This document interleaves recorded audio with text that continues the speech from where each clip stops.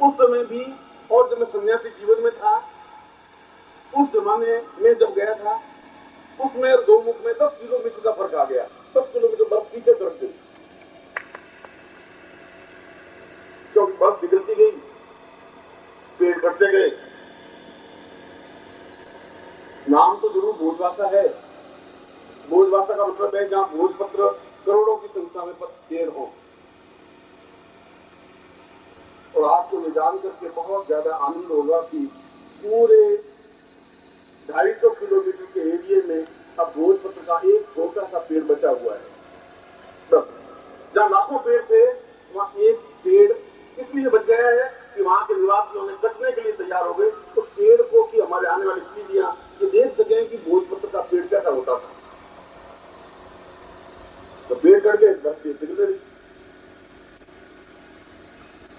पीछे सरकता गया। और पिछली बार गया उससे भी 3 किलोमीटर पीछे निकल गई थी उस चट्टान। कितना अधिक वह सारा जंगल वीरान हो गया था।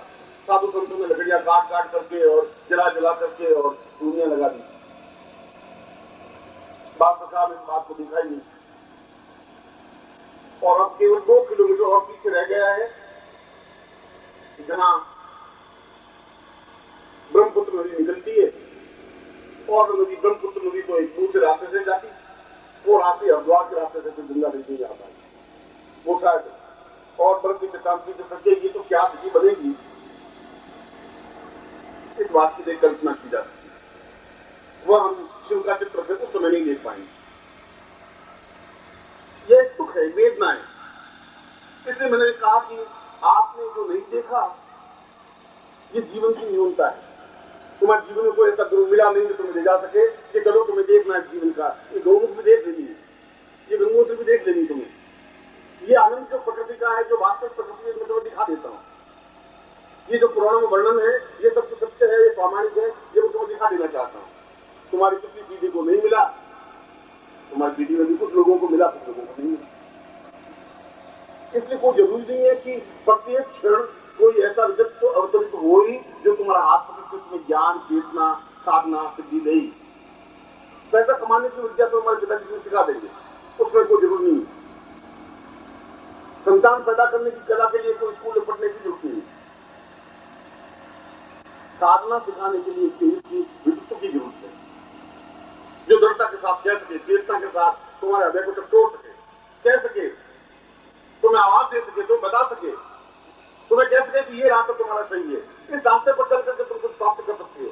और नहीं प्राप्त कर सकते हो, मैं तुम्हारे साथ हूँ, मैं तुम्हें दिखा सकता हूँ कि ये रास्ता है। तुम गौमुख तक नहीं पहुंच सकते, मैं तुम्हें पहुंचा सकता हूँ। उस रास्ते पर उस प्रकृति को मैं जानता हूँ, तुम नहीं जान सकते, कोई बात नहीं। तुम मेरे साथ चलो, मैं उस चीज को, उस व्यक्तित्व को, उस प्रकृति को जो पुराणों में वर्णन है उस चीज को मैं दिखा सकता हूँ। और अगर वह सब सही है तो फिर मंत्र भी सही है। यदि हमें इस बात विश्वास है ही नहीं, क्योंकि मंत्र तो अपने आप में एक शब्दों का समूह है। मंत्र को आकाश से उतर करके नहीं आए, कुछ लोग आकाश से उतर करके नहीं आए। उन ऋषियों ने, अपने योगियों ने, उन सन्यासियों ने अपने जीवन की तपस्याओं के अंत से जो कुछ मंथन प्राप्त किया वो एक श्लोकों में, उपनिषदों में, पुराणों में अवतरित किया, लिखा। और हमारे लिए ज्ञान की चेतना दी। हमें बताया कि इन मंत्रों के माध्यम से हम देवताओं का सानिध्य प्राप्त कर सकते हैं। मनुष्य अपने प्रयत्नों से कुछ नहीं कर सकता। अगर अपने प्रयत्नों से पूरा कर पाता तो हर व्यक्ति प्राइम मिनिस्टर बन जाता, हर व्यक्ति को बिरला टाटा बन जाता, हर व्यक्ति पर जीवन में सुखी ही रहता, फिर जीवन में समस्या नहीं रहती।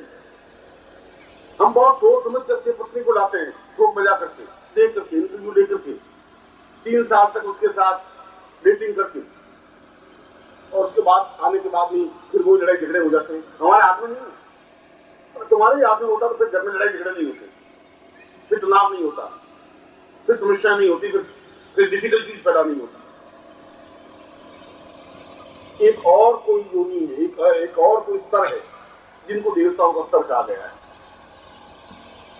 एक और ऐसी कोई स्थिति है जहां पहुंचने की जरूरत है, उनसे संपर्क स्थापन करने की जरूरत है, जहां से हम सब कुछ प्राप्त हो सकता है।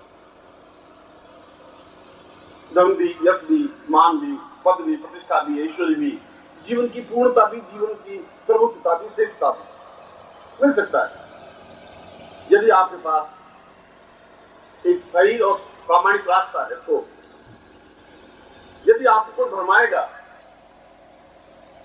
तो गुरु तो हमेशा भरमाएगा ही। गुरु इसलिए भरमाएगा कि गुरु को स्वार्थ है।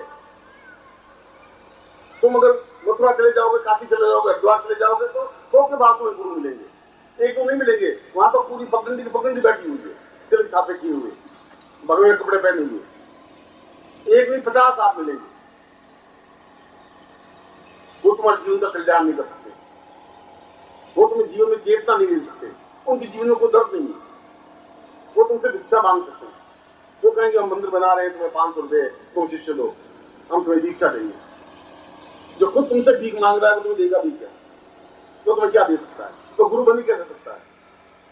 उनमें चेतना है ही कहां? भगवे कपड़े पहनने से चेतना नहीं मिल सकती। शंकराचार्य तो जिंदगी पर भगवे कपड़े पहने ही नहीं। गोरखनाथ ने कभी भगवान कपड़े नहीं पहन के जिए, और ये सारी धरती उन गोरखनाथ की तपस्याओं से आपूर्ति स्थल है, जहां उन्होंने साबर साधनाओं की साधनाएं संपन्न की, साबर साधनाएं की, मंत्रों के रचना किए, मंत्रों को उत्पन्न किया, एक नवीन तरीके से मंत्रों का निर्माण किया। हम समझ नहीं पा रहे हैं कि इस धरती को कैसा हो गया, क्या हो गया। हमारी धरती पर वशिष्ठ पैदा हुए, विश्वामित्र पैदा हुए, गर्ग पैदा हुए, गणाध पैदा हुए, अगस्त्य पैदा हुए, अरुंधति पैदा हुई, वैसे उच्च कोटि के योगी सन्यासी पैदा हुए, भगवान बुद्ध पैदा हुए, महावीर स्वामी पैदा हुए, शंकराचार्य पैदा हुए, गोरखनाथ पैदा हुए, फिर 5000 वर्ष बीच में बीत गए, एक भी पैदा नहीं हुआ। क्या हो गया? कभी सोचा नहीं हमने इस बात को? इन 5000 वर्षों में कुछ बात ही नहीं हुई, कोई शंकर भाष्य नहीं लिखा गया, कोई गोरखवाणी नहीं लिखी गई। क्यों नहीं गोरखनाथ, एक और गोरखनाथ क्यों नहीं पैदा हो गया? एक मछलीनाथ क्यों नहीं हमारी धरती पर जन्म दिया? क्यों नहीं एक शंकराचार्य और आ गया, एक वशिष्ठ क्यों नहीं आ गया? क्या हो गया इन 5000 वर्षों को? इसका चिंतन, इसका उत्तर कौन देगा? इसलिए कि हमारे जीवन में श्रद्धा और चिंतन नहीं रहा, हम भोग विलास में डूब गए, हमने धर्म को प्राथमिकता दी, हमने त्याग को प्राथमिकता नहीं दी। पश्चिम अपने आप को बहुत संपन्न करता गया। पश्चिम की सभ्यता पूर्व की सभ्यता में कोई बहुत बड़ा अंतर नहीं है। वहां पर पैसों से गुरु खरीदा जाता है। गुरु आए, गुरु को तनख्वाह दे दी, पे दे दिया, गुरु ले लिया, गुरु अपनी जगह, हम अपनी जगह, कोई संबंध नहीं, कोई चिंतन नहीं। पर यहाँ पर ऐसा नहीं है। यहाँ पर गुरु शिष्य का पैसों के माध्यम से गुरु नहीं खरीदा जा सकता। यहाँ पर श्रद्धा है, एक सम्मान है, एक दोनों के बीच में रिश्ता है, एक ऐसा रिश्ता है जो बाप और बेटे, माँ और बाप और भाई बहन समझ का नहीं हो सकता। ज्ञान और चेतना का देने का रिश्ता है। गुरु चाहता है कि मैं इसको इस रास्ते पर लेकर चलूं जहां अपने आप में इसको पूर्णता मिल सके। उसके मन में एक तड़प होती है, बेचैनी होती है, और वह शिष्य को सबको दे देना चाहता है। तो ऐसा नहीं कहता कि ना अब तुमने हमें इस महीने ट्यूशन दिया ही नहीं, तुम अपनी जगह, हम अपनी जगह, ऐसा गुरु नहीं कह सकता। यहाँ पर ऐसा नहीं कहता। और जीवन भर शिष्य अपने आप में समर्पित रहता है, उनके प्रति एक अटैचमेंट रहता है, प्यार रहता है, उनके प्रति अपने आप को न्यौछावर करने की चिंतन विचारधारा रहती है। और रही बात गृहस्थ की, तो गृहस्थ अपने आप में कोई साधना में बाधक नहीं है। हमारा तो एक भी देवता ऐसे नहीं हुए जिन्होंने साधना नहीं की। सन्यासी तो कोई हुए ही नहीं। सारे जितने ऋषि हमारे पैदा हुए, वशिष्ठ और विश्वामित्र, अपनी गणाध, पुलस्त्य और गर्ग और जो कुछ भी सबने साधना की, गृहस्थ बसाया। उनके जीवन में बाधक नहीं था, फिर हमारे जीवन में भी गृहस्थ बाधक नहीं है। गृहस्थ बाधक तब है जब हम उसमें लिप्त हो जाते हैं, जब हम डूब जाते हैं उसमें। वह तो अपने आप में एक बेड़ी है ही भावों में, उनसे परे हटकर के जब आप यहाँ बैठते हैं तब आप गृहस्थ नहीं है, तब एक आपका स्वरूप अलग है, तब आप एक साधक है, तब आपका चिंतन अलग है। ये हो सकता है कि यहाँ से जो ही बाहर निकले तब आप वापिस वैसे के वैसे बन जाए। एक तोता, बहुत सुंदर तोता, आप आकाश में उड़ने वाला तोता है, उसको खाने में कुछ नहीं मिलता, बहुत मुश्किल से भूखों मरता है, मगर वो आकाश में मुंह तोड़ता है। इसकी अपेक्षा एक और तोता है जो चांदी के पिंजरे में बंद है और उसका मालिक रोज को बाहर निकालता है, पिंजरे को धोता है, उसको स्नान कराता है, हरी मिर्च खिलाता है, अनार के दाने खिलाता है, मिठुराम करता है, मगर उसको थोड़ा सा हाथ हिलाता है तो आधे सेकंड के लिए उठता है और फिर पिंजरे में घुस के बैठ जाता है। वो आकाश में उड़ करके आकाश को नापने का जो आनंद है वो नहीं ले सकता, क्योंकि उसके पंख मर चुके होते हैं, उन पंखों में ताकत नहीं रहती, और आपके पंखों में भी ताकत नहीं मिलती, क्योंकि पिंजरे में आपके पिता ने आपको पिंजरे में बांध करके रख दिया, चांदी का पिंजरा बनाया, एक आपको पत्नी दी, 2 बच्चे दिए, 25,000 का बैंक बैलेंस दिया, एक व्यापार दिया, कैसे व्यापार में डूबना चाहिए, लोगों को कैसे ठगना चाहिए या कैसे कमाना चाहिए, और तुम बहुत खुश राम राम राम राम करते गए। कभी कोई बेचारा गुरु आया तो पिंजरे के बाहर निकले, आपने उसको आंखें बंद करके देखा, उसने आपको देखा, फिर पिंजरे में घुस गए, आपको गुरु की अपनी जगह। ऐसा कौन सा क्षण आएगा जब आप आकाश में उड़ सकेंगे? ऐसा कौन सा क्षण आएगा जब आकाश नाप सकेंगे पंखों से? हो सकता है अनाज के दाने नहीं मिलेंगे, अनाज के दाने खाने वाला मिट्टू भी पहले ही मर जाता है, इतना लंबा समय जिंदगी नहीं व्यतीत कर सकता है। और मिर्च खाने वाला मिट्टू तो हर समय उस बिल्ली के भय से डरा हुआ रहता ही है, सुरक्षित रहता ही है। अगर तुम्हारा यही जीवन है तो जीवन नहीं हो सकता। जीवन में तो वन शब्द लगा हुआ है, अगर वन है तुम्हारी जिंदगी में तो जीवन है, या तो तुम एक भोग भोग रहे हो, जबरदस्ती जिंदगी जी रहे हो, तो तुम्हारी जरूरत नहीं जिंदगी जियो, और जीना पड़ेगा, सांस तो लेना ही पड़ेगा, जब तक नहीं मरेंगे तब तो सांस लेना पड़ेगा, क्या करें? और तुम्हारे घर वाले और तुम्हारे पत्नी और तुम्हारी बंधु और तुम्हारे बांधव और तुम्हारे सगे और तुम्हारे रिश्तेदार इस बात के लिए मना करेंगे कि तुम्हें ये ऐसा दुपट्टा नहीं ओढ़ना चाहिए, बेकार। और बेकार गुरु जी के पास जाना, क्या करोगे तुम? करोगे क्या? 3 दिन दुकानदारी छोड़ोगे और 200 रुपए तुम खर्च करोगे और वहां मिलेगा भी क्या होगा? तो बेकार मूर्ख हो, मेरा अनुभव सीखो, इन दुकान पर बैठे रहो। मैं पूरी जिंदगी में अगर इस दुकान पर बैठ के कमाया है तो मैं तुम्हें भी कमाना सिखा दूंगा। तो उनका अनुभव बोल, उन्होंने जिंदगी में तो आकाश में उड़ने की कला सीखी नहीं, इसलिए नहीं सीखी कि उनको कोई गुरु मिला नहीं। ये कोई जरूरी नहीं है तुम्हारी जिंदगी में गुरु मिले, और ऐसा गुरु मिले, ऐसा सदगुरु मिले जो तुम्हें झकझोर सके, आवाज दे सके, जो तुम देखिया सके, जो तुम्हारे हृदय के कपाट जो जंग लगे हुए किमाड़ हैं उनको ठोकर मार सके, कह सके। कोई जरूरी नहीं है कि मैं धक्का मारूं और किमाड़ खुल जाए, कोई जरूरी नहीं है, मगर मैं प्रयास करूंगा कि तुम्हारे हृदय के जो किमाड़ बंद है और 7 चीजों से बंद है, आप तो बंद है, क्योंकि तुम्हें 24 घंटों में 23.5 घंटे उस वातावरण में रहते हो जहाँ तुम यही कहते हैं ये सब बेकार है, यूज जैसे इसमें जाने की जरूरत नहीं, इन साधनों में, इन मंत्रों में, इन तंत्र में, देवताओं में कुछ पड़ा नहीं है। ज्यादा से ज्यादा सुबह माँ लक्ष्मी से आरती कर दो, दिया लगाओ, अगरबत्ती लगा दो, जय लक्ष्मी मैया, जय लक्ष्मी मैया। न घर में लक्ष्मी आवे न तुम लक्ष्मी पास जाओ।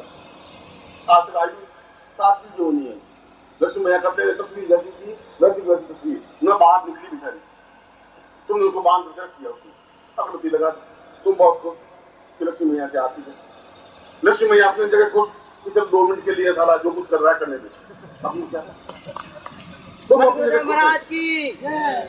कभी उस लक्ष्मी को बाहर निकलने की क्रिया भी सिखाई, कभी उस जीवन के चिंतन को देखने की, उस ग्रस्त में रहने की कला भी सीखने की क्रिया सीखी। एक कवि ने भगवान शिव का बड़ा सुंदर वर्णन किया, उसने कहा कि हम गृहस्थ तो कुछ है ही नहीं। उस कवि ने श्लोक में एक वर्णन किया है, भगवान शिव की प्रार्थना की है, रुद्रा हम अभिषेक कर रहे हैं, एक यज्ञ संपन्न कर रहे हैं भगवान रुद्र के नाम पर, महादेव के नाम पर। और उन्होंने कहा कि मैं ग्रस्त कुछ हूं ही नहीं, मेरी अपेक्षा मैं दुखी भी कुछ नहीं हूं। तो कवि कह रहा है आपके दुख को देखने के बाद तो मैं सोच नहीं सकता कि भगवान शिव आप कितने भयंकर दुखी होंगे। एक आपकी पत्नी पार्वती, कोई बात नहीं, मां तो कोई समस्या नहीं। फिर बेटा पैदा हुआ गणेश, तो इतना बड़ा पेट कि जितना तुम कमाते रहो खाता ही रहता है, तो अंत ही नहीं है खाने का। चलो दूसरा बेटा पैदा किया तो 6 मुंह वाला, एक मुंह हो तो एक मुंह भरे। और भगवान शिव यहां तक भी कोई बात नहीं, तुम्हारा वाहन नंदी बैल और तुम्हारी पत्नी पार्वती का वाहन शेर है, और घर में एक ही घर में रहना, शेर और बैल को रोज झगड़ते होंगे, तुम दोनों को बड़ा संघर्ष, बड़ा स्ट्रगल, बड़ा हर समय तनाव। और फिर तुम्हारे गले में सांप की माला, सांप, और तुम्हारे बेटे का वाहन चूहा, और वो आप कभी सांप को पकड़ो, कभी चूहा इधर फुट के, और घर में हर समय इतना तनाव रहते हुए भी आप जिस आनंद और मस्ती के साथ रहते हैं, ऐसे आनंद और मस्ती हमें दीजिए भगवान शिव। हम ऐसा चाहते हैं, जश्न ऐसा रहना चाहिए।